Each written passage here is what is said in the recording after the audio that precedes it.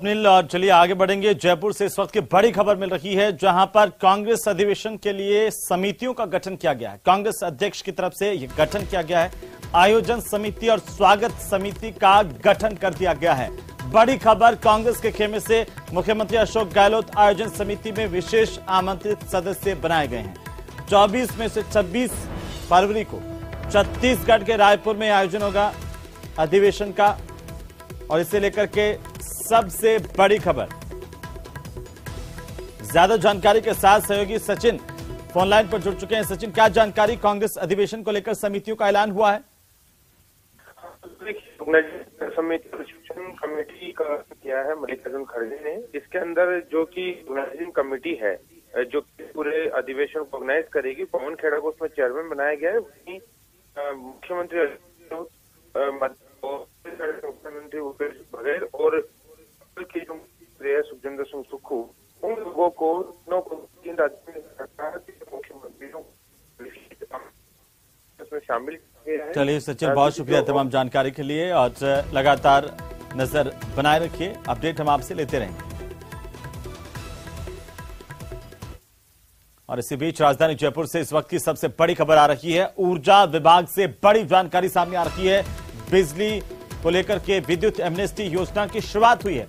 मूल बकाया राशि एकमुश्त जमा करने पर राहत मिलेगी, ब्याज और पेनल्टी से छूट मिलेगी। इस योजना के तहत 31 दिसंबर 2022 तक की बकाया राशि जमा करवाने पर लाभ मिलेगा। कृषि और सामान्य कटे हुए कनेक्शंस की बकाया जमा करवाने पर कनेक्शन मिलेगा। 31 मार्च 2023 तक कृषि कनेक्शन पर छूट मिलेगी। 30 जून 2023 तक अन्य श्रेणियों के कनेक्शंस पर योजना का लाभ मिलेगा। जयपुर डिस्कॉम के सीएमडी अजीत सक्सेना ने इसे लेकर के मीडिया को जानकारी दी है। बड़ी खबर है, विद्युत एमनेस्टी योजना की शुरुआत कर दी गई है। इस योजना के तहत किसानों को, आम लोगों को राहत दी जाएगी। ज्यादा जानकारी के साथ सहयोगी लवली वद्रा फोनलाइन पर है। लवली, क्या जानकारी योजना को लेकर? देखिए, एमनेस्टी योजना की शुरुआत की गई है। इसमें दो तरह की कैपिंग है, जो एग्रीकल्चर कनेक्शन है, इसके अलावा जो सामान्य कनेक्शन है, उनको लेकर के अलग अलग तारीखों को निर्धारित किया गया है। तब तक का जो बकाया राशि है, अगर वो एक मुश्त जमा कराते हैं तो ब्याज शास्ति के अंदर जो है एक बड़ी छूट जो है वो विद्युत उपभोक्ताओं को मिलेगी। और इससे रेवेन्यू कलेक्शन का जो काम है विद्युत विभाग के अंदर, जो कि काफी धीमी गति से चल रहा है, उसे स्पीड अप देने के लिए, रेवेन्यू कलेक्शन के लिए मंदी का जो दौर है और खासे घाटे में चल रहे हैं डिस्कॉम, तो उनको वापस बेनिफिट में लाने के लिए, उनकी बकाया वसूली के लिए इस योजना को शुरू किया गया। इससे उपभोक्ताओं को तो फायदा होगा ही होगा, लेकिन विभाग को भी एक करोड़ जो राजस्व जो चल रहा है उसकी वसूली हो सकेगी। और जो एग्रीकल्चर कनेक्शन जो कटे हुए हैं, जो बाकी कनेक्शन का पैसा जमा कराने के अभाव में कटे हुए हैं, वो भी दोबारा से जुड़ सकेंगे, जिससे उपभोक्ताओं को इस योजना का सीधे तौर पर लाभ मिल सकेगा। और पूरी तरह से इस योजना को पारदर्शी बनाने के लिए जो सीएमडी है जयपुर डिस्कॉम के, उन्होंने आज इसकी बैठक भी ली है, निर्देशित किया है कि का ज्यादा। बिल्कुल लवली, चलिए बहुत शुक्रिया तमाम जानकारी के लिए। तो वहीं गहलोत सरकार जयपुर समेत दूसरे शहरों में अफोर्डेबल आवासीय योजनाओं के खाली पड़े बहुमंजिला आवासों को किराए पर देने की तैयारी कर रही है। और ऐसे आवास ईडब्ल्यूएस वर्ग को 200 रुपए और एलआईजी को 300 रुपए प्रति माह में किराए पर दिए जा सकेंगे। ये खास रिपोर्ट देखिए। आशियाने का अरमान नहीं रहेगा अधूरा, अब अपने घर का सपना होगा पूरा। सरकार ने किया बड़ा ऐलान, 200 रुपए में मिलेगा मकान। योजना शानदार, देर न लगाओ, पहले आओ पहले पाओ। सबका अरमान अपना घर, लेकिन कई लोग ऐसे हैं जिनकी जिंदगी निकल जाती है, लेकिन अपने आशियाने का सपना अधूरा ही रह जाता है। लेकिन अब निराश मत होइए, आपको भी मिलेगा अपना मकान, क्योंकि अब सरकार लेकर आई है शानदार प्लान। जी हां, गहलोत सरकार ऐसे परिवारों के लिए सस्ते और किफायती दर पर मकान मुहैया करवाने जा रही है जो किराए के मकान में रह रहे हैं। सरकार ने ईडब्ल्यूएस वर्ग के 3 लाख तक सालाना आय वाले आवासहीन परिवारों को 200 से 300 रुपए मासिक किराए पर मकान मुहैया कराने का फैसला किया है। नगरीय विकास एवं आवास विभाग शहरों में अफोर्डेबल आवासीय योजनाओं के तहत खाली बहुमंजिला आवासों के निस्तारण के लिए पॉलिसी बना रहा है। इसे लेकर गुरुवार को यूडीएच विभाग के प्रमुख सचिव कुंजीलाल मीणा की अध्यक्षता में अहम बैठक हुई, जिसमें जयपुर सहित कई शहरों में हजारों की संख्या में खाली पड़े आवासों को जरूरतमंद लोगों को किराए पर देने के फैसले पर मुहर लग गई। ये आवास निकायों के जरिए पहले आओ पहले पाओ के आधार पर दिए जाएंगे, यदि आवंटी 10 साल तक उसी आवास में रहता है और वो आवास लागत की बाकी राशि जमा कराता है तो उसे मालिकाना हक भी दे दिया जाएगा। हालांकि उपभोग के अनुसार पानी बिजली का बिल चुकाना होगा। अब एक नजर डालते हैं राजधानी जयपुर में उपलब्ध आवासों पर।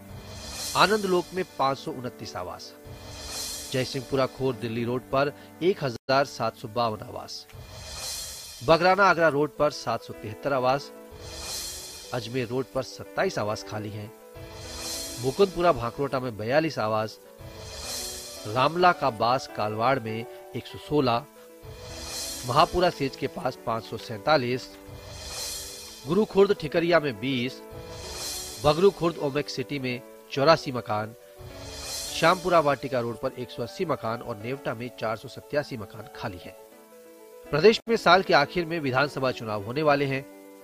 ऐसे में इसे चुनावी सौगात कहा जा सकता है, लेकिन इससे शहरी इलाकों के ईडब्ल्यूएस वर्ग के अरमानों को ऊंची उड़ान जरूर मिलेगी।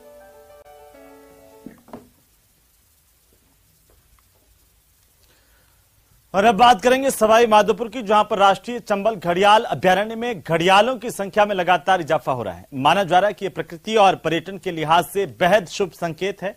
राष्ट्रीय चंबल घड़ियाल अभ्यारण्य में घड़ियालों और मगरमच्छों का बेहतर संरक्षण किया जा रहा है। इसके अलावा जल्द ही घड़ियाल ब्रीडिंग सेंटर बनाने की भी योजना प्रगति पर है, जिसके चलते घड़ियालों की संख्या में और ज्यादा बढ़ोतरी हो पाएगी।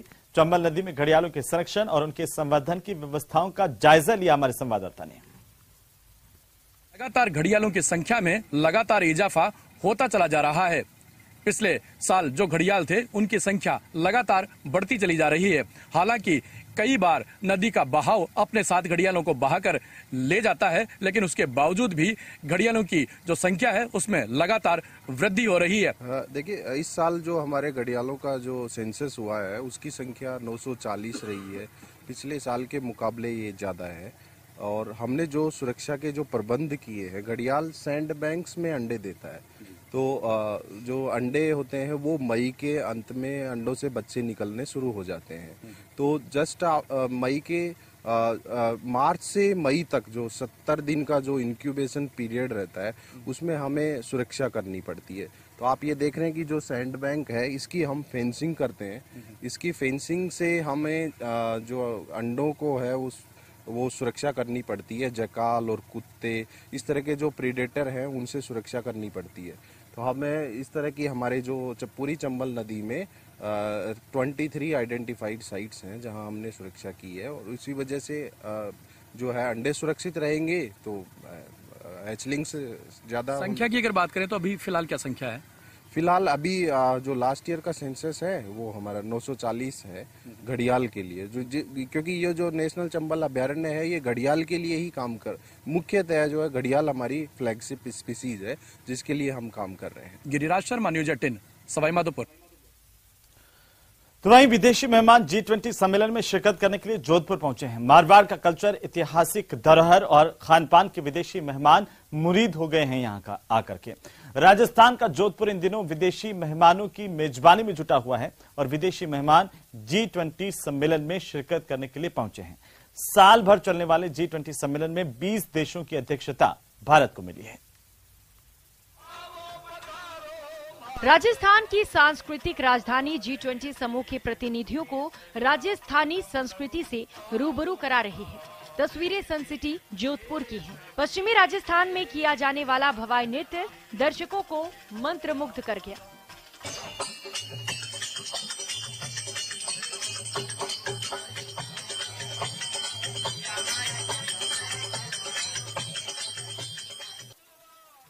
लंच के मेन कोर्ट में मोटा अनाज के व्यंजन, दाल बाटी और कई तरह के चूरमे का स्वाद खाने वालों के सिर चढ़कर बोला।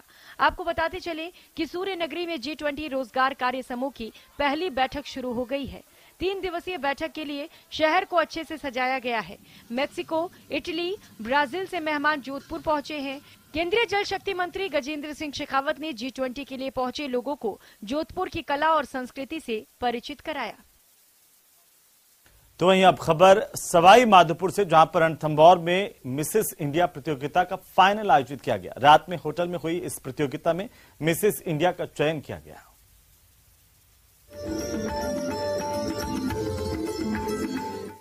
रणथंभौर में पहली बार मिसेज इंडिया प्रतियोगिता का फाइनल आयोजित हुआ। देश भर से आई विवाहित सुंदरियां कैट वॉक करती नजर आईं।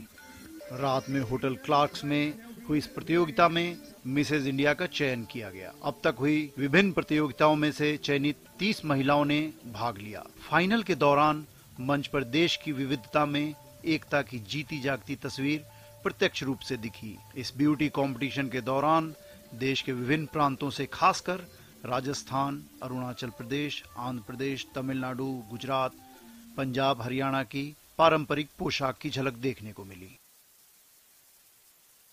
तो वहीं बॉलीवुड के सबसे क्यूट कपल कहे जाने वाले कियारा आडवाणी और सिद्धार्थ मल्होत्रा की शादी के चर्चे हैं। जानकारी के मुताबिक सिद्धार्थ मल्होत्रा और कियारा आडवाणी 6 फरवरी को जैसलमेर के सूर्यगढ़ होटल में शादी करेंगे। शादी की सभी रस्में 5 से 8 फरवरी तक चलेंगी। बॉलीवुड एक्टर सिद्धार्थ मल्होत्रा इन दिनों अपनी शादी को लेकर सुर्खियों में हैं। रिपोर्ट्स के मुताबिक सिद्धार्थ अपनी गर्लफ्रेंड कियारा आडवाणी से इसी हफ्ते शादी रचाने वाले हैं। जानकारी के मुताबिक सिद्धार्थ मल्होत्रा और कियारा आडवाणी 6 फरवरी को जैसलमेर के सूर्यगढ़ होटल में शादी करेंगे। शादी की सभी रस्में 5 से 8 फरवरी तक चलेंगी। वहीं कियारा और सिद्धार्थ की शादी में 100 से ज्यादा मेहमानों के शामिल होने की बात कही जा रही है। इस रॉयल कपल ने शादी को लेकर कई तैयारियां की हैं। हल्दी, मेहंदी, संगीत से लेकर फेरे लेने तक के लिए अलग अलग कॉस्ट्यूम तैयार करवाए गए हैं। इस शादी की गेस्ट लिस्ट की बात करें तो अभी करण जौहर, फैशन डिजाइनर मनीष मल्होत्रा का नाम सामने आया है। सिद्धार्थ और कियारा की जोड़ी ऑन स्क्रीन फिल्म शेरशाह में नजर आई थी। इस फिल्म की शूटिंग के दौरान दोनों एक दूसरे को दिल दे बैठे, जिसके बाद दोनों ने अब अपने रिश्ते को नाम देने की ठानी है।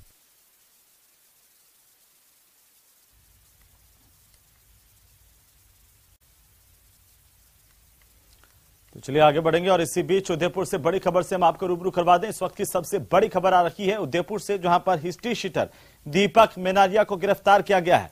हथियारों के साथ मेनारिया की गिरफ्तारी हुई है। पुलिस ने बड़ी कार्रवाई की है। अपहरण से जुड़ी एक जानकारी भी सामने आ रही है। सुखेर थाने का हिस्ट्री शीटर है दीपक मेनारिया, जिसको अब पुलिस ने दबोच लिया है। स्पेशल टास्क फोर्स ने कार्रवाई की है। बड़ी खबर उदयपुर से इस वक्त की सबसे बड़ी खबर मिल रही है। सबसे पहले सबसे तेज न्यूज 18 राजस्थान पर आपको बता दें, उदयपुर से इस वक्त की सबसे बड़ी खबर, हिस्ट्री शीटर दीपक मेनारिया की गिरफ्तारी हुई है।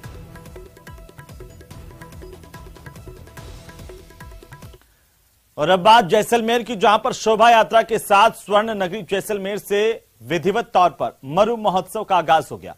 पर्यटन का महाकुंभ कहे जाने वाले इस मरु महोत्सव को लेकर के जैसलमेर की छटा देखते ही बन रही है और देश विदेश से आए हजारों सैलानियों की मौजूदगी में अब स्वर्ण नगरी की सड़कें गुलजार हैं।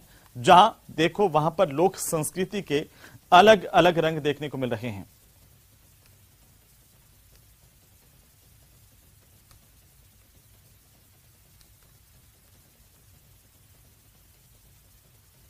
इस खास मौके पर जैसलमेर की जिला कलेक्टर टीना डाबी और स्थानीय विधायक रूपाराम धंडे मौजूद रहे। आधुनिकता और काल्पनिकता को साकार करता मरु महोत्सव, और हमारे साथ यहाँ पर सारे वो मौजूद लोग हैं जिन्होंने अपनी मेहनत लगाई और आज जो है वो सपना साकार हो रहा है। मैडम, कितनी खुशी है आज मरु महोत्सव का जो है विधिवत आगाज जो है वो 13 से हो रहा है। जी बिल्कुल, बहुत खुशी है पूरे शहर में, पूरे जिले में।